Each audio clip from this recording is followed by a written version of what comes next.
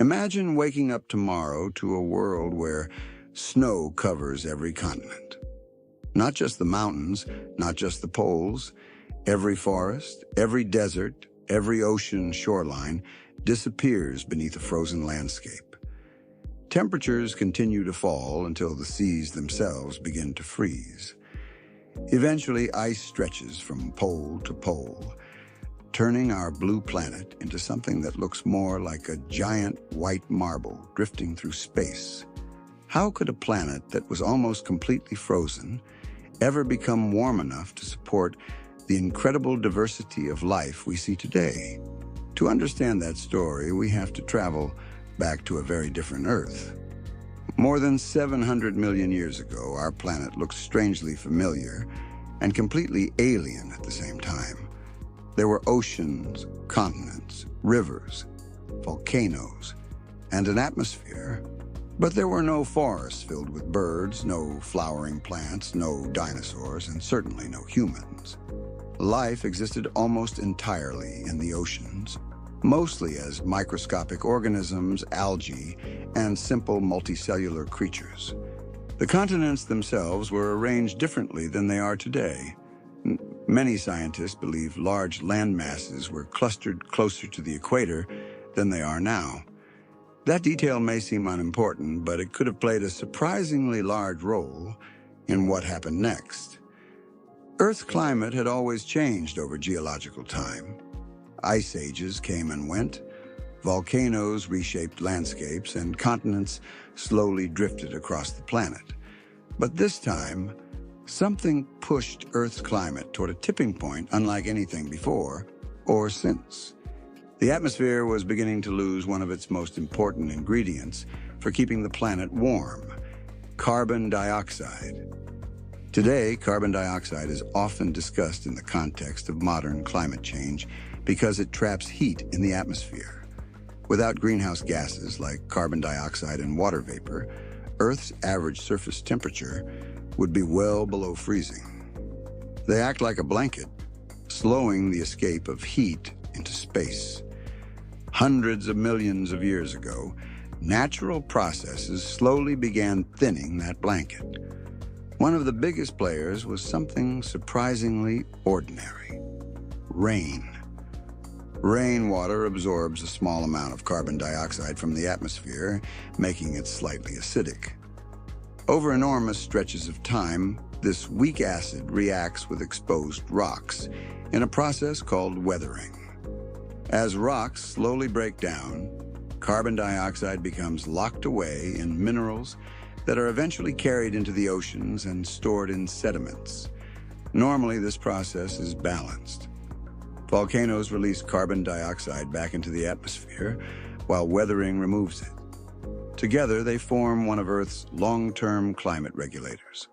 But if weathering speeds up for long enough, more carbon dioxide is removed than volcanoes can replace. If many continents were located in warm, rainy tropical regions, chemical weathering would have become especially efficient. Mountain-building events may also have exposed fresh rock to erosion. Scientists continue to study exactly which combination of factors mattered most, but the overall picture points toward a gradual decline in atmospheric carbon dioxide. At first, the cooling would have been subtle. Winters became a little harsher, summers slightly less warm. Ice sheets expanded farther from the poles. Then Earth encountered one of the most powerful feedback loops in nature. Ice reflects sunlight. Dark oceans absorb most of the sun's energy, converting it into heat. Fresh snow and bright ice do the opposite. They bounce much of that sunlight back into space.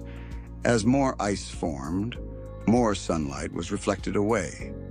That caused further cooling, allowing even more ice to grow, which reflected even more sunlight. Scientists call this the ice albedo feedback, and once it reaches a certain threshold, it can amplify cooling dramatically. Instead of slowing down, the freezing began feeding itself. The ice crept steadily toward the equator. Each advance made the planet brighter. Each brighter surface made the planet colder.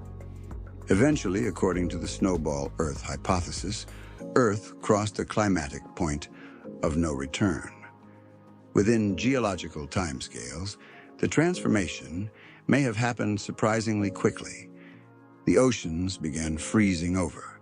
Sea ice thickened. Glaciers spread across continents. From space, Earth would have reflected enormous amounts of sunlight, making it one of the brightest planets in the solar system. Vast glaciers, hundreds or even thousands of meters thick, could have covered many regions. Surface temperatures may have plunged far below freezing across much of the globe. Yet despite sounding almost impossible, scientists have uncovered several lines of evidence suggesting that something extraordinary really did happen during this period. Some of the strongest evidence comes from rocks that should never have formed where they're found. Geologists have discovered ancient glacial deposits in places that were once located near the equator. These rocks contain distinctive features left behind by moving glaciers, including poorly sorted mixtures of sediment and large rocks dropped by melting ice. Finding evidence of glaciers near ancient tropical regions is difficult to explain under ordinary Ice Age conditions. Another important clue comes from unusual sedimentary rocks known as cap carbonates. These layers appear directly above glacial deposits in many parts of the world. They formed rapidly after the ice retreated and suggest dramatic changes in ocean chemistry immediately following the global freeze.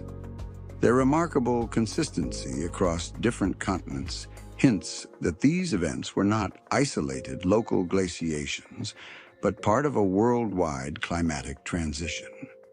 The classic Snowball Earth hypothesis proposes oceans almost entirely covered by ice from pole to pole.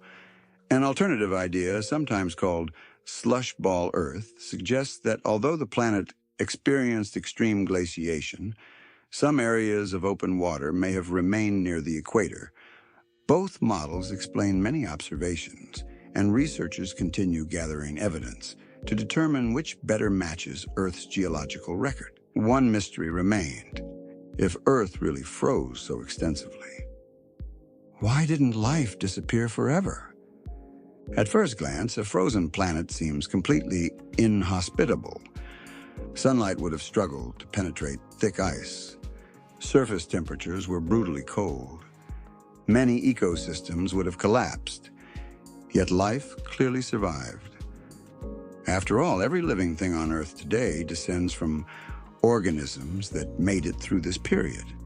So where did they hide? One possibility is that liquid oceans persisted beneath the ice. Even today, Antarctica hides enormous lakes trapped beneath kilometers of ice, and Jupiter's moon Europa is thought to contain a global ocean beneath its frozen shell. Ice is an excellent insulator, so beneath a thick surface layer, seawater can remain liquid under the right conditions. If Snowball Earth's oceans remained liquid underneath, microbial life may have continued surviving there, protected from the harsh conditions above. Another possibility involves hydrothermal vents on the ocean floor. These underwater volcanic systems release heat and minerals from deep within Earth's crust. Modern hydrothermal vents support thriving ecosystems without relying directly on sunlight. Instead, microbes obtain energy through chemical reactions, providing the foundation for entire communities of unusual organisms. But together they offer plausible explanations for how simple life could have endured one of the harshest climates our planet has ever experienced. Even so, survival was only half the story. Eventually, Earth had to thaw. But how do you melt a planet covered in ice? Ironically, the answer came from the same force that helped shape Earth since its birth. Volcanoes never stopped erupting. even beneath a frozen world, Earth's interior remained incredibly hot. Magma continued rising. Volcanoes continued releasing gases into the atmosphere, including enormous amounts of carbon dioxide. Normally, weathering removes much of that carbon dioxide over time. But during Snowball Earth, most exposed rock was buried beneath ice. Rain-driven weathering slowed dramatically. The planet's natural carbon removal system had effectively shut down. Volcanoes, however, kept working. Year after year, century after century, carbon dioxide slowly accumulated in the atmosphere because almost nothing was removing it. The greenhouse blanket that had once grown dangerously thin gradually became thicker than ever before. Eventually, a tipping point was reached. The first patches of ice began melting. Dark ocean water appeared. Instead of reflecting sunlight, these newly exposed surfaces absorbed it. Now the feedback loop reversed. More melting exposed more dark water. More dark water absorbed more heat. More heat caused even faster melting. What had taken millions of years to freeze may have unraveled much more rapidly in geological terms. Rivers of meltwater poured across continents. Glaciers collapsed. The oceans opened once again. Earth transformed from a frozen white world back into the blue planet we recognize today. But the story didn't end when the ice disappeared. The planet emerging from Snowball Earth was profoundly different. Massive amounts of freshly ground rock left behind by glaciers reacted with the atmosphere and oceans. Nutrients washed into the seas, potentially fueling enormous blooms of microscopic life. Ocean chemistry shifted dramatically. Not long afterward, in geological terms, Earth witnessed one of the most remarkable chapters in biological history. Complex, multicellular life began diversifying in ways never seen before. Many scientists consider Snowball Earth a possible contributor rather than the sole cause of later biological diversification. Evolution is influenced by countless interacting factors, and no single event fully explains the rise of complex life. In the end, Snowball Earth tells a story that is almost impossible to believe. A planet that may have frozen from pole to pole, an atmosphere transformed over millions of years by invisible chemical reactions. Life pushed to the edge of survival, but refusing to disappear. Perhaps the most extraordinary lesson isn't simply that Earth almost became a giant snowball.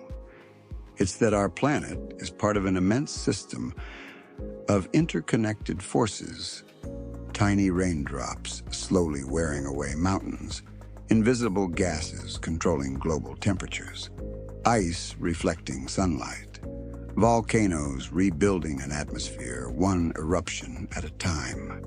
Each process seems insignificant on its own. Together they have the power to freeze an entire world and then bring it back to life. When we look at Earth today, it's easy to imagine that the world has always been stable beneath our feet. But hidden inside ancient rocks is the reminder that our planet has lived many different lives. And one of them was so cold, so strange, and so extreme that if you had seen it from space, you might never have guessed it would one day become the only known world in the universe, overflowing with life.